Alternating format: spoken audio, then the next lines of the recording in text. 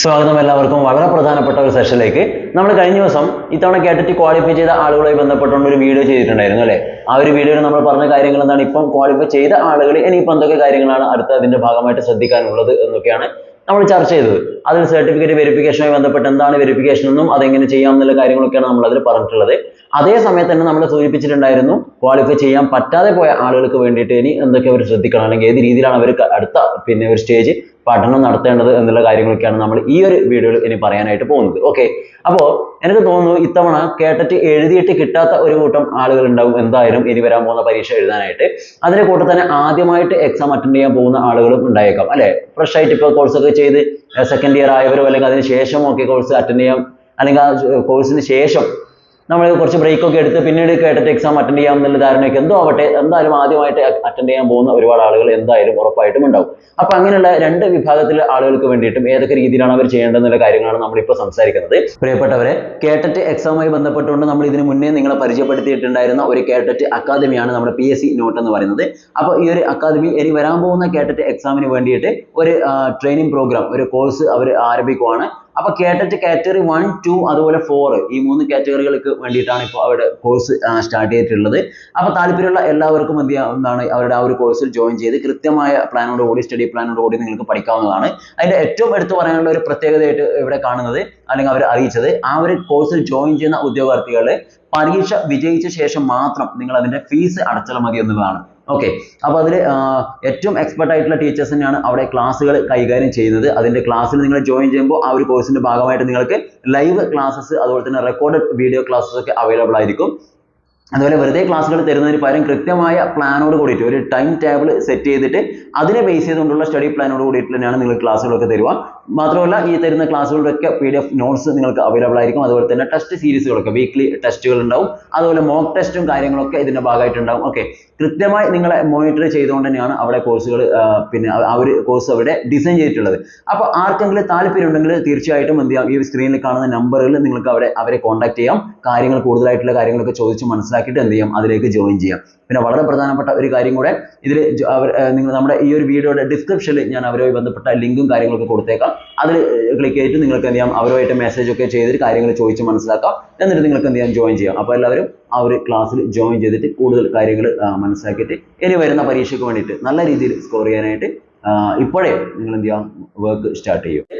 ആദ്യം നമുക്ക് ഇപ്പൊ നിലവിലെ ക്വാളിഫൈ ചെയ്യാൻ പറ്റാതെ പോയ ആളുകൾക്ക് വേണ്ടി 1-2 കാര്യങ്ങളൊന്ന് സൂചിപ്പിക്കാം. എന്നിട്ട് എന്ത് ചെയ്യാം, കോമൺ ആയിട്ട് നമുക്ക് ഒരുമിച്ച് എല്ലാവർക്കും വേണ്ട കാര്യങ്ങളൊക്കെ സംസാരിക്കാം. ഓക്കെ, അപ്പോ ഇത്തവണ കേട്ടിട്ട് എക്സാം അറ്റൻഡ് ചെയ്തിട്ട് നമുക്ക് ക്വാളിഫൈ ചെയ്യാൻ പറ്റാതെ പോയ ആളുകൾ, അവരെ സംബന്ധിച്ചിടത്തോളം നമുക്ക് എല്ലാവർക്കും അറിയാം നല്ലൊരു വിഷമം ഉണ്ടാവുക, അല്ലെ നല്ലൊരു സങ്കടം ഉണ്ടാക്കുന്ന ഒരു കാര്യം തന്നെയാണ്. ഒരുപാട് പേര് നേരിട്ട് അറിയിച്ചിട്ടുണ്ട്, മെസ്സേജ് ഒക്കെ ചെയ്തിട്ടൊക്കെ അറിയിക്കുന്നുണ്ട് ആ ഒരു വിഷമവും കാര്യങ്ങളൊക്കെ. കാരണം 1 മാർക്കിനും 2 മാർക്കിനും ഒക്കെ പോയവരുണ്ട്. അങ്ങനെയൊക്കെ പോകുന്ന സമയത്താണ് നമുക്ക് കൂടുതൽ വിഷമം ഉണ്ടാവുക അല്ലെ? എന്നാൽ നേരെ തിരിച്ച് ഇപ്പോൾ 90 മാർക്ക് വേണ്ട സ്ഥാനത്ത് ഒരു 50 അല്ലെങ്കിൽ 55 റേഞ്ചിലൊക്കെ കിട്ടിയ ആളുകളുണ്ട്. അവരെ സംബന്ധിച്ചിടത്തോളം എന്താണ്, അവർക്ക് അതൊരു മോട്ടിവേഷൻ ആണ്. നെക്സ്റ്റ് അടുത്ത എക്സാം അതിനേക്കാൾ കൂടുതൽ സ്കോർ കൂട്ടിയിട്ട് അല്ലെ, സ്കോർ ഉയർത്തിക്കൊണ്ട് ക്വാളിഫൈ ചെയ്യാൻ വേണ്ടിയിട്ടുള്ള ആ ഒരു ഹാർഡ് വർക്ക് ചെയ്യാനുള്ള ഒരു മോട്ടിവേഷൻ അവർക്ക് കിട്ടും. പക്ഷെ 1-2 മാർക്കൊക്കെ പോയാൽ വിഷമമാണ്. എന്തോ ആവട്ടെ, ഇനി എന്തായാലും നമ്മളെ സംബന്ധിച്ചിടത്തോളം ആ ഒരു എക്സാം അവിടെ കഴിഞ്ഞു അല്ലെ? ആ എക്സാം കഴിഞ്ഞു, അതുമായി ബന്ധപ്പെട്ട് ചെയ്യാൻ പറ്റുന്ന കാര്യങ്ങളൊക്കെ നമുക്ക് ചെയ്തു. നമുക്ക് എന്ത് ചെയ്യണ്ട, അതിനെക്കുറിച്ച് ആലോചിച്ചുകൊണ്ട് നിങ്ങൾ യാതൊരു കാരണവശാലും എന്ത് ചെയ്യാൻ പാടില്ല, നിങ്ങളുടെ സമയം കളയണ്ട. അതെന്തായാലും പോയി നമ്മൾ ഇനി നെക്സ്റ്റ് അടുത്ത സ്റ്റെപ്പിൽ നമുക്ക് ഇനി എന്ത് ചെയ്യാൻ പറ്റും, അല്ലെങ്കിൽ അടുത്ത എക്സാമിന് വേണ്ടിയിട്ട് നമുക്ക് എന്തൊക്കെ ചെയ്യാം എന്നുള്ള കാര്യങ്ങളാണ് നമ്മൾ ഇനി എന്ത് ചെയ്യാൻ പോകുന്നത്, ചർച്ച ചെയ്യാനായിട്ട് പോകുന്നത്. അതിന്റെ ഭാഗമായിട്ട് ആദ്യം തന്നെ ഇപ്പൊ എക്സാം എഴുതിയ ആളുകൾ ശ്രദ്ധിക്കേണ്ട ഒരു കാര്യം, പ്രിയപ്പെട്ടവർ, നിങ്ങൾക്ക് ഒരു കേട്ടിട്ട് ഇപ്പൊ റിസൾട്ട് ചെക്ക് ചെയ്തപ്പോൾ അവിടെ റിസൾട്ട് കോപ്പി നിങ്ങൾ ഡൗൺലോഡ് ചെയ്ത് വെച്ചിട്ടുണ്ടാവും അല്ലെ? റിസൾട്ടിന്റെ കോപ്പി എന്ന് പറഞ്ഞുകൊണ്ട്, അതായത് നിങ്ങൾ ഡിസ്ക്വാളിഫൈഡ് എന്ന് അല്ലെ നോട്ട് എലിജിബിൾ എന്ന് പറഞ്ഞുകൊണ്ട് നിങ്ങൾക്ക് ഒരു റിസൾട്ട് കോപ്പി കിട്ടിയിട്ടുണ്ടാവും. അത് നിങ്ങൾ നോക്കുവാണെങ്കിൽ നിങ്ങൾ ഏത് കാറ്റഗറി ആണോ അറ്റൻഡ് ചെയ്തത് അതുമായി ബന്ധപ്പെട്ട് അത് ഏതൊക്കെ സബ്ജക്ട് ക്വസ്റ്റ്യൻസ് ഉണ്ടായി അതിന്റെയൊക്കെ സ്കോർ അതിൽ തന്നിട്ടുണ്ടാവും. എക്സാമ്പിൾ, ഇപ്പോൾ നിങ്ങൾ ഇപ്പോൾ കാറ്റഗറി 1 ക്വാളിഫൈ ചെയ്യാൻ പറ്റാതെ പോയ ഒരു ആളാണെങ്കിൽ നിങ്ങൾ എന്ത് ചെയ്യും, ആ ഒരു റിസൾട്ട് കോപ്പി എടുത്താൽ അവിടെ എന്താണ്, ചൈൽഡ് ഡെവലപ്മെന്റ് ആൻഡ് പെഡഗോഗി, അതായത് നമ്മുടെ സൈക്കോളജി എന്ന് എഴുതിയിട്ട് അതിന്റെ ഒരു മാർക്ക്, നിങ്ങൾക്ക് എത്ര മാർക്ക് കിട്ടിയിട്ടുണ്ട് എന്നുള്ള കാര്യം അതിൽ കൊടുത്തിട്ടുണ്ടാവും. സെക്കൻഡ്, ഇപ്പോൾ EVS അല്ലെ, എന്താണ് നിങ്ങളുടെ ലാംഗ്വേജ്, 2 ലാംഗ്വേജ് ഉണ്ട്, അതുപോലെ തന്നെ മാത്സ്, ഇതിനൊക്കെ നിങ്ങൾക്ക് നേടാൻ പറ്റിയിട്ടുള്ള അല്ലെങ്കിൽ ഈ ഒരു എക്സാമിൽ നിങ്ങൾക്ക് സ്കോർ ചെയ്യാൻ പറ്റിയിട്ടുള്ളത് അല്ലെങ്കിൽ എത്രത്തോളം സ്കോർ നിങ്ങൾക്ക് കിട്ടിയിട്ടുണ്ട് എന്നുള്ള കാര്യങ്ങളൊക്കെ നിങ്ങൾക്ക് അത് നോക്കിയാൽ കൃത്യമായിട്ട് മനസ്സിലാക്കാനായിട്ട് പറ്റും. അപ്പൊ അത് നമ്മൾ ശരിക്കും പഠിക്കണം, ആ ഒരു റിസൾട്ട് കോപ്പിയെ. എന്തിനാണെന്ന് വെച്ചാൽ നിങ്ങൾ ആദ്യം ആ റിസൾട്ട് കോപ്പി എടുത്ത് നോക്കിയാൽ നിങ്ങൾക്ക് കൃത്യമായിട്ട് മനസ്സിലാക്കാൻ പറ്റും. ഇപ്പോൾ സൈക്കോളജി ആണെങ്കിൽ സൈക്കോളജി നമുക്കറിയാം 30 മാർക്കിനാണ് ക്വസ്റ്റ്യൻ വരിക. ആ 30 മാർക്ക് ചോദ്യങ്ങളിൽ നിങ്ങൾക്ക് എത്ര മാർക്ക് ഇപ്പോൾ അതിൽ കിട്ടിയിട്ടുണ്ട് എന്നുള്ള കാര്യം കൃത്യമായിട്ട് നോക്കുക. ചില ആളുകൾക്ക് സൈക്കോളജിയിൽ നന്നായിട്ട് സ്കോർ ചെയ്യാൻ പറ്റിയിട്ടുണ്ടാവും, പക്ഷെ ഓവറോൾ നോക്കുമ്പോൾ മാർക്ക് പോയിട്ട് അങ്ങനെ ക്വാളിഫൈ ചെയ്യാൻ പറ്റാതെ പോയിട്ടുണ്ടാവും. ചില ആളുകൾക്ക് സൈക്കോളജിയിൽ ഇപ്പോൾ ഒരു 30 മാർക്കിൽ 10 മാർക്കൊക്കെ കിട്ടിയവരുണ്ടാവും, അല്ലെങ്കിൽ അതിൽ താഴെ കിട്ടിയവരുണ്ടാവും, അല്ലെങ്കിൽ 10 to 20 ആ ഒരു വേരിയേഷനിൽ കിട്ടിയവരുണ്ടാവും. എന്തോ ആവട്ടെ, നിങ്ങൾക്ക് കിട്ടിയ മാർക്ക് കൃത്യമായിട്ട് നോക്കുക. അങ്ങനെ നോക്കുന്ന സമയത്ത് ഉറപ്പായിട്ടും ഞാൻ പറയാം, നിങ്ങളുടെ റിസൾട്ട് കോപ്പിയിൽ 1-2 സബ്ജക്ട് നിങ്ങൾക്ക് എന്താണ് മാർക്ക് നന്നേ കുറഞ്ഞിട്ടുണ്ടാവും. മനസ്സിലായില്ലേ? അവിടെയാണ് നിങ്ങളുടെ വീക്ക് പോയിന്റ് എന്ന് മനസ്സിലാക്കുക. നിങ്ങൾ ആ വീക്ക് പോയിന്റ് കൃത്യമായിട്ട് പഠിച്ചെടുക്കുക. അതായത് എവിടെയാണോ നിങ്ങൾക്ക് മാർക്ക് കുറഞ്ഞിട്ടുള്ളത്, ചിലപ്പോൾ ചില ആളുകൾക്ക് എല്ലാത്തിലും ഏകദേശം ഒരു ആവറേജ് മാർക്ക് കിട്ടിയിട്ട് അങ്ങനെ ക്വാളിഫൈ ചെയ്യാൻ പറ്റാതെ പോയ ആളുകൾ ഉണ്ടാവും. പക്ഷെ ചില ആളുകൾ കൂടുതലും ഞാൻ കണ്ടിട്ടുള്ളത് റിസൾട്ട് കോപ്പിയൊക്കെ എനിക്ക് മെസ്സേജ് അയക്കുന്നവരോട് ചില ആളുകളൊക്കെ ഞാൻ ഈ റിസൾട്ട് കോപ്പി അയച്ചതിനായിട്ട് പറഞ്ഞിട്ടുണ്ടായിരുന്നു. അപ്പൊ അതിലൊക്കെ കണ്ടപ്പോൾ മനസ്സിലായ കാര്യം എന്താണ്, അതിൽ ചില 1 അല്ലെങ്കിൽ 2 സബ്ജക്റ്റിന് മാത്രം മാർക്ക് നന്നേ കുറഞ്ഞിട്ടുണ്ടാവും, ബാക്കിയൊക്കെ ഒരു നോർമൽ റേഞ്ചിൽ എബോ ആവറേജ് തന്നെ സ്കോർ ചെയ്യാൻ പറ്റിയിട്ടുണ്ടാവും. അപ്പോൾ അങ്ങനെയുള്ള രീതിയിലാണ് നിങ്ങളുടെ സ്കോർ കാർഡ് എങ്കിൽ നിങ്ങൾ എന്ത് ചെയ്യുക, ആ മാർക്ക് കുറഞ്ഞ സബ്ജക്റ്റ് നിങ്ങൾ എന്ത് ചെയ്യണം, കൂടുതൽ ഫോക്കസ് ചെയ്തിട്ട് കൃത്യമായിട്ട് പഠിക്കണം. നമുക്ക് അതിന് മാർക്ക് കയറ്റാൻ പറ്റണം. എന്ന് വെച്ച് മറ്റുള്ള സബ്ജക്റ്റ് പഠിക്കരുത് എന്നല്ല പറയുന്നത്. എവിടെയാണോ മാർക്ക് കുറഞ്ഞത് അതിന് നമുക്ക് എന്ത് ചെയ്യണം, കുറച്ച് അധികം മാർക്കിന് കൂട്ടാനായിട്ടുള്ള അതിന് വേണ്ടിയിട്ടുള്ള വർക്ക് നമ്മൾ സ്റ്റാർട്ട് ചെയ്യണം. മനസ്സിലായില്ലേ? നമ്മുടെ എക്സാം എന്ന് വെച്ചാൽ ഒരിക്കലും മറ്റുള്ള പരീക്ഷകൾ പോലെ ഒരു ഡേറ്റ് തന്നിട്ട് നോട്ടിഫിക്കേഷൻ വന്ന് നമുക്കൊരു ഡേറ്റ് തന്ന ഒരു 6-7 മാസം നമ്മൾ വെയിറ്റ് ചെയ്യുന്ന രീതിയിലല്ല നടക്കുക. ഓക്കെ, എക്സാം നോട്ടിഫിക്കേഷൻ വരാൻ ഡിലേ ആവും, പക്ഷെ വന്നു കഴിഞ്ഞാൽ 1 മാസം 1.5 മാസത്തിലുള്ള എക്സാം അങ്ങ് നടക്കും. എന്ന് വെച്ചാൽ റിസൾട്ട് അല്ലെങ്കിൽ നോട്ടിഫിക്കേഷൻ വന്നിട്ട് പഠിക്കാൻ തുടങ്ങാം എന്ന് വിചാരിച്ച് ആരും നിൽക്കാൻ പാടില്ല. അങ്ങനെ തുടങ്ങിക്കഴിഞ്ഞാൽ എന്താണ്, നോട്ടിഫിക്കേഷൻ വരുമ്പോഴേക്കും അപ്ലിക്കേഷൻ്റെ അപ്ലൈ ചെയ്യാനുള്ള ഡേറ്റ് വരും, ആ ഡേറ്റ് കഴിയുമ്പോഴേക്കും ഹോൾ ടിക്കറ്റ് വരും, പെട്ടെന്ന് തന്നെ എക്സാം നടക്കും. മുന്നേയൊക്കെയാണ് കോവിഡ് കാലത്തൊക്കെയാണ് ഒരുപാട് എക്സ്റ്റെൻഡ് ചെയ്ത് 3-4 മാസമൊക്കെ കിട്ടിയ ടൈം ഉണ്ടായിരുന്നു. ഇപ്പം അങ്ങനെയൊന്നുമില്ല. നോട്ടിഫിക്കേഷൻ വരുന്നത് എപ്പോഴെന്ന് ചോദിച്ചാൽ കൃത്യമായിട്ടൊന്നും പറയില്ല, പക്ഷെ എന്താണ്, നമ്മുടെ ജൂൺ ജൂലൈയിലൊക്കെ എക്സാം ഉറപ്പായിട്ട് നടക്കും. ആ ഒരു സമയത്ത് എന്തായാലും എക്സാം നടക്കേണ്ടതാണ്. സോ നമുക്ക് ഈ മെയ് മന്തിൽ തന്നെ നോട്ടിഫിക്കേഷൻ പ്രതീക്ഷിക്കാം പുതിയത്. ഓക്കെ, എന്തോട്ടെ. അപ്പൊ നിങ്ങൾ ആ സ്കോർ കാർഡിനെ കുറിച്ചുള്ള കാര്യങ്ങൾ ആദ്യം മനസ്സിലാക്കുക. പിന്നെ ഏറ്റവും ഇമ്പോർട്ടൻ്റ് ആയിട്ട് എല്ലാവരും, അതായത് ഇപ്പോൾ എഴുതിയവരും ഇനി എഴുതാൻ പോകുന്നവരും എല്ലാവരും മനസ്സിലാക്കേണ്ട ഒരു കാര്യം, കേട്ടറ്റ് എക്സാമിന്റെ നിങ്ങളുടെ സ്കോർ തീരുമാനിക്കുന്നതിൽ ഏറ്റവും പ്രധാനപ്പെട്ട ഒരു കാര്യം നമ്മുടെ സൈക്കോളജിയാണ്. മനസ്സിലായില്ലേ? സൈക്കോളജിയാണ് നമുക്ക് എന്താണ് ഏറ്റവും കൂടുതൽ സ്കോർ, അല്ലെങ്കിൽ നമ്മുടെ ആ ഒരു സ്കോറിൽ കാർഡിൽ നിങ്ങൾക്ക് ഒരു വേരിയേഷൻ ഉണ്ടാക്കി എടുക്കുന്ന ഒരു ഭാഗം എന്ന് പറയുന്നത് സൈക്കോളജി തന്നെയാണ്. സൈക്കോളജി നിങ്ങൾ നന്നായിട്ട് തറവായിട്ട് പഠിച്ചാൽ ഉറപ്പായിട്ട് നിങ്ങൾക്ക് എന്ത് ചെയ്യാൻ പറ്റും, നന്നായിട്ട് സ്കോർ ചെയ്യാൻ പറ്റും. ടോട്ടലി ഓവറോൾ സ്കോറിംഗ് കൂടും. എന്തുകൊണ്ടെന്ന് വെച്ചാൽ നിങ്ങൾ സൈക്കോളജി ഇപ്പോൾ ഒരു കാറ്റഗറി എടുത്താൽ നിങ്ങൾ കാറ്റഗറി 3ക്ക് നിങ്ങൾക്കറിയാം 40 മാർക്കിന്റെ ക്വസ്റ്റൻസ് ആണ്. അല്ലാതെയുള്ള മറ്റെല്ലാ കാറ്റഗറിയിലും സൈക്കോളജി 30 മാർക്കിനാണ് ക്വസ്റ്റൻസ് ഉണ്ടാവുക. അപ്പൊ ആ 30 മാർക്ക് മാത്രമല്ല നമുക്ക് സൈക്കോളജിയിൽ നേടാനായിട്ട് പറ്റുക ഈ സൈക്കോളജി ചാപ്റ്റേഴ്സ് പഠിച്ചാൽ. നിങ്ങൾക്ക് തന്നെ അറിയാം എന്താണ്, മലയാളം സബ്ജക്ട് എടുത്താൽ അതിൽ സൈക്കോളജിയെ ബന്ധപ്പെട്ട പെഡഗോഗി സെഷനിൽ കുറച്ചധികം ചോദ്യങ്ങൾ വരാറുണ്ട്. ഇംഗ്ലീഷ് എടുത്താൽ അതിൽ നമ്മൾ ഈ പഠിച്ച സൈക്കോളജി കണക്റ്റഡ് ആയിട്ടുള്ള ക്വസ്റ്റൻസ് വരാറുണ്ട്. ഇനിയിപ്പോൾ നിങ്ങൾ EVS എടുക്കുന്നെങ്കിൽ അതിലും ഉറപ്പായിട്ടും എന്താണ് 30 ചോദ്യങ്ങളിൽ സൈക്കോളജി കണക്റ്റഡ് ആയിട്ടുള്ള ഒരു 5-6 ചോദ്യം വരും. മാത്സ് എടുത്താൽ അതിലും പെഡഗോഗി സെഷനിൽ സൈക്കോളജി കണക്റ്റഡ് ആയിട്ടുള്ള ക്വസ്റ്റൻസ് വരും. ഇനി സോഷ്യൽ സയൻസ് എടുത്തവരാണെങ്കിൽ അതിലും വരും. അതിൽ 5 അതിലധികം ചോദ്യങ്ങൾ വരുന്നുണ്ട്. മനസ്സിലായില്ലേ? അങ്ങനെ നിങ്ങൾ ഏത് സബ്ജക്ട് എടുത്താലും അതിൽ സൈക്കോളജി കണക്റ്റഡ് ആയിട്ടുള്ള ഫാക്ട്സ്, പിന്നെ റിലേറ്റിംഗ് ഫാക്ട്സ് ഒക്കെ ആയി ബന്ധപ്പെട്ട ക്വസ്റ്റൻസ് വരുന്നുണ്ട്. അതുകൊണ്ട് നിങ്ങൾ ആദ്യം മനസ്സിലാക്കുക, സൈക്കോളജി എന്ന് പറയുന്നത് കേവലം മറ്റുള്ള സബ്ജക്ട് പോലെ ഒരു 30 മാർക്കിന് വേണ്ടിയല്ല നമ്മൾ പഠിക്കുന്നത്. ഒരു 10-50ഓളം മാർക്ക് നിങ്ങൾക്ക് ഉറപ്പായിട്ട് സ്കോർ ചെയ്യാൻ പറ്റും. 100% ഷുവർ ആണ്. മനസ്സിലായില്ലേ? അതുകൊണ്ട് സൈക്കോളജിക്ക് അത്രയും പ്രാധാന്യം കൊടുത്ത് നിങ്ങൾ പഠിക്കുക. അതിന് വേണ്ട ടോപ്പ് മെറ്റീരിയൽ ആയിട്ടുള്ള ടോപ്പ് ക്ലാസ് കാര്യങ്ങളൊക്കെ നമ്മൾ എന്ത് ചെയ്തിട്ടുണ്ട്, നമ്മുടെ ചാനലിൽ അപ്ഡേറ്റ് ചെയ്തിട്ടുണ്ടായിരുന്നു. അപ്ലോഡ് ചെയ്തിട്ടുണ്ടായിരുന്നു. നമ്മളിനി അപ്ഡേറ്റ് ചെയ്തുകൊണ്ടിരിക്കും. മനസ്സിലായില്ലേ? സൈക്കോളജി നിങ്ങൾ പഠിക്കുമ്പോൾ ചാപ്റ്റർ വൈസ് നിങ്ങൾ ഡീറ്റെയിൽ ആയിട്ട് പഠിക്കണം. അതിന്റെ കൂടെ തന്നെ എന്ത് ചെയ്യണം, നല്ല പിന്നെ ക്വസ്റ്റ്യൻസ് ഒരുപാട് വർക്ക്ഔട്ട് ചെയ്യണം. ഓക്കെ, അപ്പൊ ഒരുപാട് ആളുകൾ പറയാറുണ്ട് പഴയ ചോദ്യങ്ങൾ ഇനി നോക്കിയിട്ട് കാര്യമില്ല എന്നുള്ളത്. ശരിയാണ്, പഴയ ചോദ്യങ്ങളെക്കാൾ ഇപ്പം നല്ല നല്ല ക്വസ്റ്റ്യൻസ് ഒക്കെ വരുന്നുണ്ട്. പക്ഷേ നമ്മൾ ബേസ് ക്ലിയർ ആവണമെങ്കിൽ നിങ്ങൾ പഴയ ചോദ്യങ്ങൾ മുതൽ ഇങ്ങോട്ടേക്ക് എന്ത് ചെയ്യണം, പ്രാക്ടീസ് ചെയ്ത് വരണം. ഓക്കെ, ഇപ്പൊ ഒരു ടോപ്പിക് നിങ്ങൾ പഠിച്ചു. ഫോർ എക്സാമ്പിൾ ഇപ്പൊ നിങ്ങൾ ചോംസ്കിയായി ബന്ധപ്പെട്ടുള്ള ഒരു കാര്യം നിങ്ങൾ പഠിച്ചെന്ന് വിചാരിക്കുക. തിയറി എന്താണ്, അതിന് പ്രധാനപ്പെട്ട കാര്യങ്ങൾ എന്തൊക്കെയാണ് ഒക്കെ നിങ്ങൾ പഠിച്ചു. പക്ഷെ അത് മാത്രം പഠിച്ചാൽ ഇപ്പോൾ എക്സാം ഹാളിൽ പോയി കഴിഞ്ഞിട്ട് കാര്യമില്ല. അല്ലെങ്കിൽ അതുമായി ബന്ധപ്പെട്ട 1-2 ചോദ്യങ്ങൾ മാത്രം നിങ്ങൾ വർക്ക്ഔട്ട് ചെയ്തിട്ട് കാര്യമില്ല. അവിടുന്ന് വരാവുന്ന മാക്സിമം ക്വസ്റ്റ്യൻസ് നിങ്ങൾ വർക്ക്ഔട്ട് ചെയ്ത് കഴിഞ്ഞാൽ പിന്നെ നമ്മൾ ഇനി എഴുതാൻ പോകുന്ന എക്സാമിൽ നിന്ന് ആ ഭാഗത്ത് നിന്ന് ഒരു ക്വസ്റ്റ്യൻ വന്നാൽ നിങ്ങൾക്ക് ഉറപ്പായിട്ട് സ്കോർ ചെയ്യാൻ പറ്റും. നിങ്ങൾ നമ്മുടെ കമന്റ് സെഷനൊക്കെ കണ്ടാൽ മനസ്സിലാവും, ഒരുപാട് ആളുകൾ സൈക്കോളജിയിൽ നന്നായിട്ട് സ്കോർ ചെയ്യാൻ പറ്റിയെന്നുള്ള കാര്യങ്ങളൊക്കെ അറിയിച്ചിട്ടുണ്ട്. ഒരു പക്ഷേ ഇപ്പോൾ ക്വാളിഫൈ ചെയ്യാൻ പറ്റാത്ത ആളുകൾ പോലും സൈക്കോളജിയിലൊക്കെ അത്യാവശ്യം നന്നായിട്ട് സ്കോർ ചെയ്തിട്ടുണ്ടാവും. ഓക്കെ, അപ്പൊ നിങ്ങൾ ആ രീതിയിൽ വേണം അതിന് വേണ്ടിയിട്ട് പഠിക്കാനായിട്ട്. ക്ലിയർ? പിന്നെ നിങ്ങൾ ചെയ്യേണ്ടത്, ഇപ്പൊ ഞാൻ ഓരോ കാറ്റഗറി ആയിട്ട് പറയും. ഇപ്പൊ നമ്മൾ കാറ്റഗറി 1 എടുത്താൽ ഫ്രഷ് ആയിട്ട് അറ്റൻഡ് ചെയ്യുന്നവരുണ്ടെങ്കിൽ അവർക്കും കൂടി വേണ്ടിയിട്ടാണ് ഒന്നും കൂടി സൂചിപ്പിക്കുന്നത്. പെട്ടെന്ന് പറഞ്ഞേക്കാം. കാറ്റഗറി 1 എടുത്താൽ നിങ്ങൾക്കറിയാം 5 സബ്ജക്റ്റുകളായിട്ടാണ് നമ്മുടെ എക്സാം നടക്കുക അല്ലെ. ഒന്ന് ഈ പറഞ്ഞ സൈക്കോളജിയിലെ 30 മാർക്കുകൾ വരും അല്ലെ. രണ്ടാമത് വരുന്ന എന്താണ്, നമ്മുടെ ഈ പറയുന്ന ലാംഗ്വേജ്. കൂടുതൽ ആളുകൾ മലയാളമാണ് എടുക്കുക, ചില ആളുകൾ അവരുടെ ഫസ്റ്റ് ലാംഗ്വേജ് എന്താണോ അതിനനുസരിച്ച് മാറും. ഓക്കെ, ഫസ്റ്റ് ലാംഗ്വേജ് മലയാളത്തിന് പകരം മറ്റൊന്നെങ്കിലും ലാംഗ്വേജ് തമിഴോ അല്ലെങ്കിൽ കന്നഡയൊക്കെ സെലക്ട് ചെയ്യുന്നവരുണ്ടാവും. എന്തോ ആവട്ടെ, ഒരു ലാംഗ്വേജ് 30 മാർക്കിന് വരും, കൂടുതൽ ആളുകൾ മലയാളമാണ് സെലക്ട് ചെയ്യുക. പിന്നെ സെക്കൻഡ് ലാംഗ്വേജ് വരാനുണ്ട്, അത് എല്ലാവരും ഒന്ന് തന്നെയായിരിക്കും, മിക്കവാറും ഇംഗ്ലീഷ് ആയിരിക്കും സെലക്ട് ചെയ്തിട്ടുണ്ടാവും. അപ്പോൾ മലയാളം ഇംഗ്ലീഷ് അല്ലെങ്കിൽ തമിഴ് ഇംഗ്ലീഷ് എന്തോ ആവട്ടെ, നിങ്ങളുടെ ലാംഗ്വേജ് പ്ലസ് ഇംഗ്ലീഷ് ആണ് നമുക്ക് ലാംഗ്വേജ് ആയിട്ട് വരിക, 30 മാർക്കുകൾക്ക് വരും. പിന്നെ വരുന്നതാണ് നമ്മുടെ EVS എന്ന്, പിന്നെ ഒരു 30 മാർക്കിന്റെ ചോദ്യങ്ങൾ വരും, എൻവയോൺമെന്റൽ സ്റ്റഡീസ്. പക്ഷെ ഒരു കാരണവശാലും നിങ്ങൾ EVS എന്നുള്ളത് കൊണ്ട് 4ാം ക്ലാസ് വരെയുള്ള ടെക്സ്റ്റ് ബുക്കിൽ നിന്നാണ് ക്വസ്റ്റ്യൻ വരുമെന്നൊന്നും പ്രതീക്ഷിക്കാൻ പാടില്ല. ഹയർ ലെവലിൽ തന്നെയാണ് ചോദ്യങ്ങൾ വരിക, 10th ലെവലൊക്കെയാണ് ക്വസ്റ്റ്യൻസ് വരിക. അതുകൊണ്ട് EVSനെ യാതൊരു കാരണവശാലും സിമ്പിൾ ആയിട്ട് കാണാൻ പാടില്ല, എല്ലാത്തിനെയും അത്യാവശ്യം ലെവൽ കൂടുന്ന രീതിയിൽ തന്നെ നിങ്ങൾ കാണണം. ഓക്കെ, മിക്ക ആളുകളും പിന്നെ എന്താണ് കാറ്റഗറി 1 അല്ലെ LP ക്ലാസ് അല്ലേ എന്ന് വിചാരിച്ചുകൊണ്ട് LPയുടെ ടെക്സ്റ്റ് മാത്രം വായിച്ചു പോകുന്നവരുണ്ട്. യാതൊരു ഉപകാരം നിങ്ങൾക്ക് ഉണ്ടാവില്ല. സോ ഹയർ ലെവലിൽ തന്നെ പഠിക്കണം. പിന്നെ അവിടെ വരുന്നതാണ് 30 മാർക്കിന് മാത്സ് വരും.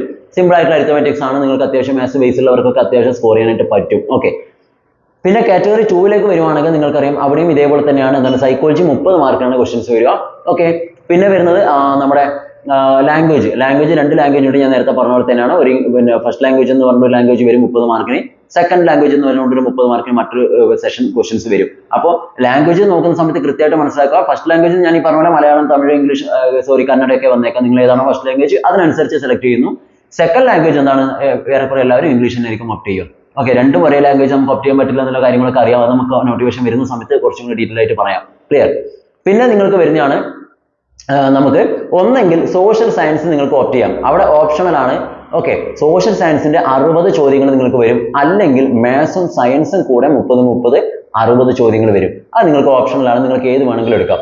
ബാക്കിയൊക്കെ എല്ലാവരും കോമൺ ആയിട്ട്, സൈക്കോളജി 2 ലാംഗ്വേജസും എല്ലാവരും കോമൺ ആയിട്ട് അറ്റൻഡ് ചെയ്യേണ്ടതാണ്. പക്ഷെ ഈ പറയുന്ന സോഷ്യൽ സയൻസ് അല്ലെങ്കിൽ 60 മാർക്കിനുള്ള മാത്സ് സയൻസ് അത് എന്താണ്, ഓപ്ഷണൽ ആണ്. നിങ്ങൾക്ക് ഏതാണോ എളുപ്പം അത് ചൂസ് ചെയ്യാം. അത് നിങ്ങൾക്ക് പരീക്ഷ ഹാളിൽ എത്തുന്നവരെയും ടൈം ഉണ്ട്, നിങ്ങൾക്ക് ഏത് വേണമെങ്കിലും ചൂസ് ചെയ്യാം. ഓക്കെ, ആപ്ലിക്കേഷൻ ഓൺലൈൻ കൊടുക്കുന്ന സമയത്തൊന്നും അപ്ലൈ ചെയ്യുന്ന സമയത്തൊന്നും നിങ്ങൾക്ക് അവിടെ അത് ചൂസ് ചെയ്യാനുള്ള ഓപ്ഷൻസ് ഒന്നും ഇല്ല. അത് ആദ്യം മനസ്സിലാക്കുക.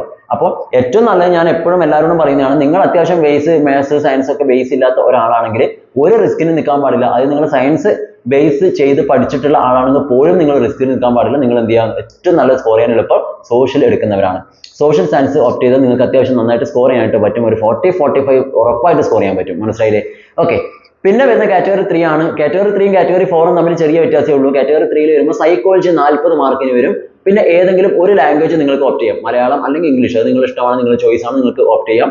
പ്ലസ് നിങ്ങളുടെ സബ്ജക്ട് കാറ്റഗറി 3 ആയതുകൊണ്ട് തന്നെ നിങ്ങളുടെ B.Ed ഏതാണോ സബ്ജക്ട് അതാണ് ഉണ്ടാവുക. 80 മാർക്കിനാണ് അവിടെ നിന്ന് ക്വസ്റ്റ്യൻസ് വരിക. കാറ്റഗറി 4 അതുപോലെ തന്നെയാണ്. സൈക്കോളജിയിൽ കാറ്റഗറി 4 നേരെ തിരിച്ചിട്ടാണ്, 30 മാർക്കേ ഉള്ളൂ. പക്ഷേ ലാംഗ്വേജ് 40 മാർക്കാണ്. അത് ഏത് ലാംഗ്വേജ് ആണ് നിങ്ങൾക്ക് ഓപ്റ്റ് ചെയ്യാം, മലയാളം അല്ലെങ്കിൽ ഇംഗ്ലീഷ് ഒക്കെ ഓപ്റ്റ് ചെയ്യാം. 40 മാർക്കിന് വരും. അതിന്റെ കൂടെ തന്നെ എന്താ, അവിടെ നമ്മുടെ മെയിൻ സബ്ജക്ട് കാറ്റഗറി 4 ഏതാണോ, അത് നിങ്ങളുടെ ലാംഗ്വേജസ് ആണല്ലോ കൂടുതലുണ്ടാവുക. പിന്നെ അറബിക്, ഉറുദു, ഹിന്ദി പോലുള്ള ലാംഗ്വേജസ്, അല്ലെങ്കിൽ ഫിസിക്കൽ എഡ്യൂക്കേഷൻ, അല്ലെങ്കിൽ സ്വിമ്മിങ്, എന്തോ ആവട്ടെ, നിങ്ങൾക്ക് അതിന്റെ 80 മാർക്കിന്റെ ക്വസ്റ്റ്യൻസ് ആണ് ഉണ്ടാവുക. ഓക്കെ, ഈ രീതിയിലാണ് നമ്മുടെ കാറ്റഗറി ബേസ്ഡ് ആയിട്ടുള്ള സ്കോറിംഗിന്റെ ആ ഒരു രീതി എന്ന് പറയുന്നത്.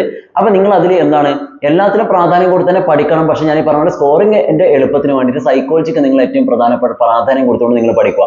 ഓക്കെ, സൈക്കോളജി ഇപ്പോൾ കഴിഞ്ഞ കാറ്റഗറി എഴുതിയവരാണെങ്കിൽ നിങ്ങൾ ഓൾറെഡി ഒരു നോട്ട് പ്രിപ്പയർ ചെയ്തിട്ടുണ്ടാവും. അത് വെച്ചുകൊണ്ട് നിങ്ങൾ പഠിക്കുക. റീസെന്റ് ആയിട്ട് വന്നിട്ടുള്ള ക്വസ്റ്റൻസ് ഒക്കെ നിങ്ങൾ എന്ത് ചെയ്യണം, വർക്ക്ഔട്ട് ചെയ്യണം. അതിനുള്ള കാര്യങ്ങളൊക്കെ നിങ്ങൾ എന്ത് ചെയ്യുക, പ്രാക്ടീസ് ചെയ്തുകൊണ്ടിരിക്കുകയാണ് വേണ്ടത്. എന്നാൽ ആ കണക്ഷൻ വിടാതെ എന്ത് ചെയ്യുക, കൃത്യമായിട്ട് പ്രാക്ടീസ് ചെയ്ത് നിങ്ങൾ പോകണം. പിന്നെ ഈ കാറ്റഗറി എടുത്താൽ ആദ്യമായിട്ടുള്ളവർക്ക് ഒന്നും കൂടി ഒരു പോയിന്റ് കൂടി പറഞ്ഞുതരാം. കാറ്റഗറി 1, 2, 3, 4 എടുത്താൽ കാറ്റഗറി 1, 2 അതുപോലെ 4, 3 ഒഴികെയുള്ള ബാക്കി 3 കാറ്റഗറികളിലും നിങ്ങൾക്ക് എന്താണ്, നിങ്ങളുടെ പിന്നെ മെയിൻ ലാംഗ്വേജ് ഉണ്ടല്ലോ, മലയാളം ആയിരിക്കും കൂടുതൽ ആൾക്കാരും ചൂസ് ചെയ്തിട്ടുണ്ടാവുക. അപ്പൊ ക്വസ്റ്റൻസ് നിങ്ങൾക്ക് ഒരു ഭാഗത്ത് മലയാളത്തിലും മറ്റേ ഭാഗത്ത് ഇംഗ്ലീഷിലും നിങ്ങൾക്ക് ക്വസ്റ്റൻസ് കിട്ടും. ഓക്കെ, അപ്പൊ രണ്ടും നിങ്ങൾക്ക് റെഫർ ചെയ്ത് പഠിച്ചിട്ട് പിന്നെ വായിച്ചു നോക്കി മനസ്സിലാക്കിയിട്ട് അറ്റൻഡ് ചെയ്യാനായിട്ട് പറ്റും. 2 ലാംഗ്വേജസിലും നിങ്ങൾക്ക് എന്ത് ചെയ്യാൻ പറ്റും, ക്വസ്റ്റൻസ് കിട്ടും. പക്ഷെ കാറ്റഗറി 3ലേക്ക് വരുവാണെങ്കിൽ എല്ലാ ക്വസ്റ്റൻസും ഇംഗ്ലീഷിൽ മാത്രമേ ഉണ്ടാവൂ. അതിൽ നിങ്ങൾക്ക് ലാംഗ്വേജ് ഞാൻ കുറച്ച് നേരത്തെ പറഞ്ഞു, നിങ്ങൾക്ക് ഓപ്ഷണൽ ആണ്. ഒന്നെങ്കിൽ മലയാളം എടുക്കുക അല്ലെങ്കിൽ ഇംഗ്ലീഷ് ഒക്കെ എടുക്കാവുന്ന ഓപ്ഷണൽ ആണ്. അത് നിങ്ങൾ ഏതാണോ ലാംഗ്വേജ് എടുക്കുന്നത് അത് അതിനനുസരിച്ച് മാറും. ബാക്കിയെല്ലാം ഇംഗ്ലീഷ് തന്നെയാണ് ഉണ്ടാവുക എന്നുള്ള കാര്യം കൂടി ഇതിന്റെ കൂടെ അറിഞ്ഞിരിക്കുക. ഓക്കെ, അപ്പോൾ കാറ്റഗറി 1ഉം 2ഉം 4 ഒക്കെ അത്യാവശ്യം സിമ്പിൾ ആയിട്ട് നിങ്ങൾക്ക് സ്കോർ ചെയ്യാൻ പറ്റും. പക്ഷേ കാറ്റഗറി 3യെ സംബന്ധിച്ചിടത്തോളം എന്താണ്, കുറച്ച് നിങ്ങൾ വർക്ക് ചെയ്യേണ്ടി വരും. കുറച്ച് ലെവൽ കൂടിയ രീതിയിലാണ് നമ്മുടെ ക്വസ്റ്റൻസ് ഒക്കെ വരിക. കാറ്റഗറി 3 സൈക്കോളജി ഒക്കെ അത്യാവശ്യം ഹയർ ലെവലിൽ തന്നെയാണ് ക്വസ്റ്റൻസ് വരിക എന്നുള്ള കാര്യം നിങ്ങൾ മനസ്സിലാക്കുക. ഓക്കെ, അപ്പൊ ഇത്രയാണ് ഇതിന്റെ ബേസ് ആയിട്ടുള്ള കാര്യങ്ങൾ. അപ്പൊ പ്രിയപ്പെട്ടവർ, നിങ്ങൾ ചെയ്യേണ്ട കാര്യം എല്ലാവരും നിങ്ങളെ വിശ്വസിക്കുക. ഇത്തവണ എന്നെ കൊണ്ട് പറ്റുമെന്ന് നിങ്ങൾ ഉറപ്പിക്കുക.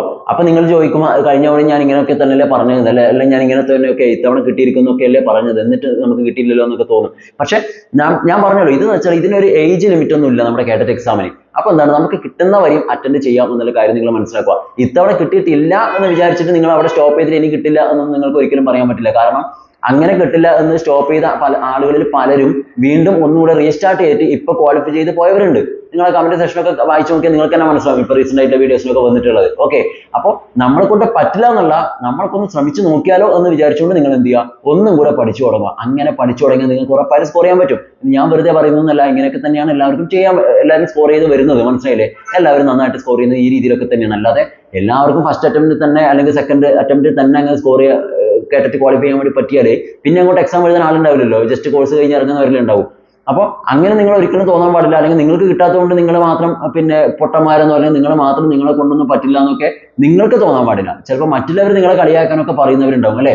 വീടുകളിൽ തന്നെ എന്താണ് പിന്നെ കൂടെ ഇല്ല ആളുകൾ തന്നെ ഈ കേട്ടിട്ടൊന്നും ക്വാളിഫൈ ചെയ്യാൻ പറ്റാത്തതിന്റെ പേരിൽ അങ്ങോട്ടും ഇങ്ങോട്ടൊക്കെ പിന്നെ വെറുതെ കളിയാക്കിയിട്ടോ അല്ലെങ്കിൽ മറ്റു രീതിയിലൊക്കെ സംസാരം ചെയ്യുന്നവരുണ്ടാവും. അവരാദ്യം മനസ്സിലാക്കുക, അങ്ങനെയുള്ളവർ കേൾക്കുന്നുണ്ടെങ്കിൽ എന്ത് ചെയ്യാൻ പാടില്ല. ഇതൊക്കെ എന്ന് വെച്ചാൽ ഇത് നമുക്ക് അങ്ങനെ ആവാഹിച്ചെടുക്കാൻ പറ്റുന്ന ഒരു സാധനമല്ല. ഇതിനൊരു ടൈം ഉണ്ട്, ആ ഒരു സമയമാകുമ്പോൾ നമുക്കത് കിട്ടും. മനസ്സിലായില്ലേ? അതിന് ഒരാളുടെ കഴിവിനെയോ കഴിവുകേടിനെയോ ഒക്കെ നമ്മളിങ്ങനെ പറഞ്ഞുകൊണ്ട് കഴിവുകേടാണ് എന്നൊക്കെ പറഞ്ഞുകൊണ്ട് നമ്മൾ അവരെ പിന്നെ മെന്റലി അറ്റാക്ക് ചെയ്തുകൊണ്ട് അല്ലെങ്കിൽ ടാർഗറ്റ് ചെയ്തുകൊണ്ട് കാര്യമില്ല. അവർക്ക് അതിന് വർക്ക് ചെയ്ത് ഒരു ടൈം ആകുമ്പോൾ അവർക്ക് അത് കിട്ടും. മനസ്സിലായില്ലേ?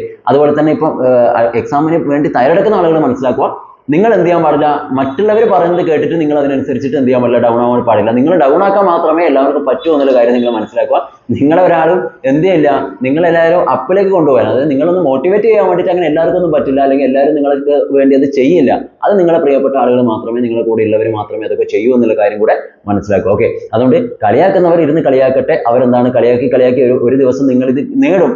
ആ ദിവസം എന്താണ്, അവർക്ക് പെട്ടെന്ന് ആ കളിയാക്കിയ ഒരാളിന് നിങ്ങളെ എന്താണ് പെട്ടെന്ന് നിങ്ങളെ വാഴ്ത്തിപ്പാടാനോ അല്ലെങ്കിൽ നിങ്ങളെ സപ്പോർട്ട് ചെയ്യാനൊന്നും പറ്റില്ല. അതൊരു കാര്യമാണ്. അപ്പൊ അന്ന് അവരുടെ വായി അടയും. സോ വായി കടയുന്നവരെ അല്ലെങ്കിൽ അടയുന്നവരെ അവരിങ്ങനെ കളിയാക്കിക്കൊണ്ടിരിക്കട്ടെ, നിങ്ങളത് മൈൻഡ് ചെയ്യേണ്ട. അവരെ ആക്കുന്ന ഓരോ കളിയാക്കലും അല്ലെങ്കിൽ അവർ നിങ്ങൾ എത്രത്തോളം വേദനിപ്പിക്കുന്നു അതൊക്കെ നിങ്ങൾ എന്ത് ചെയ്യുക, ഓരോരോ ഇന്ദ്രമായി എടുത്തുകൊണ്ട് നിങ്ങൾ എന്ത് ചെയ്യണം, ടോപ്പായിട്ട് നിങ്ങൾ പഠിക്കാനായിട്ട് ശ്രമിക്കുക. നിങ്ങൾ നേടും, ഉറപ്പായിട്ട് നേടും. കാരണം ഒരുപാട് ആളുകൾ അങ്ങനെ നേടിയവരാണ്. ഒരുപാട് കളിയാക്കലുകളൊക്കെ ഏറ്റുവാങ്ങിക്കൊണ്ട് വീണ്ടും വർക്ക് ചെയ്തിട്ട് അതൊക്കെ ഒരു എനർജിയാക്കി ഫ്യൂലാക്കി മാറ്റിക്കൊണ്ട് നേടിയിട്ട് തന്നെയാണ് അവരൊക്കെ ഇപ്പൊ എന്താണ് ഇരിക്കുന്നത്. സോ നമ്മളെ കൊണ്ട് ഉറപ്പായിട്ടും പറ്റും. ഞാൻ പറഞ്ഞല്ലോ 15-16 തവണയൊക്കെ എക്സാം എഴുതിയ ആളുകൾ ഒരുപാടുണ്ട്. ഓക്കെ, അങ്ങനെ ക്വാളിഫൈ ചെയ്ത് പോയവരൊക്കെ ഉണ്ട്. സോ കിട്ടും, നമുക്ക് ടൈം ഉണ്ട്. ആ സമയത്ത് കിട്ടിയിരിക്കും. അന്ന് ചിലപ്പോൾ നിങ്ങൾ പഠിക്കുക തന്നെ വേണ്ട, നിങ്ങൾ പഠിക്കാതെ പോയാൽ പോലും നിങ്ങൾക്ക് കിട്ടും. അതങ്ങനെയാണ്. അത് ചിലപ്പോൾ നിങ്ങളെ പരിചയത്തിൽ തന്നെ ഉണ്ടാവും. നന്നായിട്ട് നിങ്ങൾ ഹാർഡ് വർക്ക് ചെയ്തിട്ട് നിങ്ങൾക്ക് കിട്ടിയിട്ടുണ്ടാവില്ല. പക്ഷെ ഒരു ഹാർഡ് വർക്കും ചെയ്യാതെ ജസ്റ്റ് ഒരു വർക്ക് പോലും ചെയ്യാതെ പോയിട്ട് ക്വാളിഫൈ ചെയ്ത് വന്ന ആളുകളൊക്കെ ഉണ്ടാവും. അത് വെച്ചാൽ അവരങ്ങനെ ഭയങ്കര അവരുടെ ഭാഗ്യം കൊണ്ട് മാത്രമല്ല, അവർ ഒരുപക്ഷെ എന്താണ് ചില ക്വസ്റ്റ്യൻസ് ഒക്കെ കാണുമ്പോൾ എങ്ങനെ അപ്ലൈ ചെയ്യണം എന്നുള്ള കാര്യങ്ങളൊക്കെ പിന്നെ പെട്ടെന്ന് മനസ്സിലാക്കാൻ പറ്റുന്ന ആളുകളൊക്കെ ഉണ്ട്. അപ്പൊ അവർക്ക് പെട്ടെന്ന് അതിനനുസരിച്ച് കാര്യങ്ങളൊക്കെ ചെയ്യും. ചില ആളുകൾ കൂടുതലും നിങ്ങൾ ഈ ക്വാളിഫൈ ചെയ്യാൻ പറ്റാതിരിക്കുന്നത് ഈ പേടിയുള്ള ആളുകളാണ് കേട്ടോ. ഇപ്പൊ കണ്ടതിൽ കൂടുതലും ക്വാളിഫൈ ചെയ്യാൻ പറ്റാതെ പോയവർ. കാരണം എക്സാം ഹോളിൽ പോയി കഴിഞ്ഞാൽ പേടിച്ചിട്ട് അറിയുന്നത് പോലും കിട്ടാത്തൊരവസ്ഥ വരും. ക്വസ്റ്റ്യൻ വായിക്കുന്ന സമയത്തും ഇത്തവണ കിട്ടില്ല എന്നായിരിക്കും അതിനേക്കാൾ കൂടുതൽ ചിന്തയുണ്ടാവുക. അങ്ങനെ ചിന്തിച്ച് എന്തായിരിക്കും ഒന്നും കിട്ടാത്ത അവസ്ഥയിലേക്കൊക്കെ എത്തുന്ന ഒരുപാട് ആളുകളുണ്ട്. സോ പേടി നിങ്ങൾ കൃത്യമായിട്ട് ഇപ്പോഴേ അതൊക്കെ ഒഴിവാക്കി പോവുക. ടൈം നമുക്ക് കൃത്യമായിട്ട് മാനേജ് ചെയ്യണം. അതൊക്കെ ഞാൻ വരുന്ന ദിവസങ്ങൾ പറഞ്ഞുതരാം. അങ്ങനെയുള്ള കാര്യങ്ങളൊക്കെ പ്രാക്ടീസ് ചെയ്ത് പോയാൽ നമുക്ക് എന്ത് ചെയ്യാൻ പറ്റും, 150 ചോദ്യങ്ങൾ നമുക്ക് അറ്റൻഡ് ചെയ്യാൻ പറ്റും. അതിനനുസരിച്ച് നമുക്ക് സ്കോർ കൃത്യമായിട്ട് കയറ്റാനും പറ്റും. ഓക്കെ, അപ്പൊ ആദ്യത്തെ നിങ്ങളുടെ ടാസ്ക് എന്ന് വെച്ചാൽ നിങ്ങൾ മെന്റലി ഓക്കെ ആവുക എന്നുള്ളതാണ്. ഇതുവരെയുള്ള ആ ഒരു കാര്യങ്ങളൊക്കെ മറക്കുക, അതിനെക്കുറിച്ചുള്ള കാര്യങ്ങളൊക്കെ വിട്ട് അതെന്തോ ആവട്ടെ, അത് ക്വാളിഫൈ ചെയ്ത ആളുകൾ മതി. ഇനിയിപ്പോൾ അതിന്റെ കാര്യങ്ങളൊക്കെ ശ്രദ്ധിക്കാൻ അവർ അതിന് വേണ്ട കാര്യങ്ങളൊക്കെ ചെയ്യും. നമുക്ക് എന്ത് ചെയ്യാം, നമുക്ക് വേണ്ട കാര്യങ്ങളൊക്കെ എന്ത് ചെയ്യാം വരുന്ന ദിവസങ്ങൾ നമുക്ക് ചെയ്യാം. മനസ്സിലായില്ലേ? അപ്പൊ അങ്ങനെയൊക്കെ ചെയ്താൽ തന്നെ നമുക്ക് അടിപൊളിയായിട്ട് സ്കോർ ചെയ്യാൻ പറ്റും. പിന്നെ എന്തെങ്കിലും കോച്ചിങ്ങിനൊക്കെ പോകുന്നവരുണ്ടെങ്കിൽ, അതായത് കംപ്ലീറ്റ് ആയിട്ട് ഏതെങ്കിലും ഇൻസ്റ്റിറ്റ്യൂട്ടിലൊക്കെ കോച്ചിങ്ങിനൊക്കെ ജോയിൻ ചെയ്യുന്നവരുണ്ടെങ്കിൽ നിങ്ങൾക്ക് തീർച്ചയായിട്ടും ജോയിൻ ചെയ്യാം. No problem. ഓക്കെ, കോൺഫിഡന്റ് ആയിട്ടുള്ള ഇൻസ്റ്റിറ്റ്യൂട്ട് ഒക്കെ എന്താണ് അവരുടെ ഡെമോ ക്ലാസും കാര്യങ്ങളൊക്കെ നിങ്ങൾക്ക് അയച്ചു തരും. അത് പഴയതല്ല, ഏറ്റവും റീസെന്റ് ആയിട്ടുള്ള ക്ലാസ്സുകളൊക്കെ നിങ്ങൾ ഇത് ചോദിച്ച് വാങ്ങിക്കുക. എന്നിട്ട് മാത്രം നിങ്ങൾ അഡ്മിഷൻ എടുത്താൽ മതി. അതുപോലെ ഗൈഡും കാര്യങ്ങളൊക്കെ നിങ്ങൾ നോക്കുക. കേട്ടറ്റിന് പൊതുവേ നല്ല പിന്നെ സ്റ്റാൻഡേർഡ് ആയിട്ടുള്ള ഗൈഡൊക്കെ കിട്ടുന്നത് അല്ലെങ്കിൽ ബുക്ക് സ്റ്റോറിലൊക്കെ അവൈലബിൾ അല്ല. സത്യം പറഞ്ഞാൽ അങ്ങനത്തെ പുസ്തകങ്ങളൊന്നും കുറവാണ്. 1-2 പുസ്തകങ്ങളൊക്കെ ഉണ്ടെന്ന് തോന്നുന്നു ഇങ്ങനെ മാർക്കറ്റിൽ. അപ്പോൾ അത് ശരിക്കും നോക്കുക. ഇത്രയും കാര്യങ്ങളാണ് നിങ്ങൾ ശ്രദ്ധിക്കേണ്ട വളരെ പ്രധാനപ്പെട്ട കാര്യങ്ങൾ. നമുക്ക് എന്ത് ചെയ്യാം വരും ദിവസങ്ങൾ പറയാം ബാക്കിയുള്ള കാര്യങ്ങൾ. സോ നിങ്ങൾ ആദ്യം ഇങ്ങനത്തെ കാര്യങ്ങൾക്കൊന്ന് റെഡി ആയിട്ട് മെന്റലി ഒന്ന് സെറ്റ് ആയതിനു ശേഷം നിങ്ങൾ എന്ത് ചെയ്യുക, ഒരു ബുക്കും കാര്യങ്ങളൊക്കെ സെറ്റ് ചെയ്ത് മുന്നത്തെ പുസ്തകങ്ങളൊക്കെ ഉണ്ടെങ്കിൽ അതൊക്കെ ഒന്ന് റെഡിയാക്കി ഒരു ദിവസം നിങ്ങൾ ഒന്ന് റിലാക്സ് ഒക്കെ ചെയ്ത് അങ്ങനെ നിൽക്കുക. എന്നിട്ട് എന്ത് ചെയ്യുക, വരും ദിവസം നമുക്ക് സ്റ്റാർട്ട് ചെയ്യാം. സൈക്കോളജി തന്നെ നിങ്ങൾ സ്റ്റാർട്ട് ചെയ്തോ. കൂടെ നിങ്ങളുടെ സബ്ജക്ട് ഏതാണോ അതും നിങ്ങൾ എന്ത് ചെയ്യണം, ഒന്ന് പഠിച്ചു തുടങ്ങണം.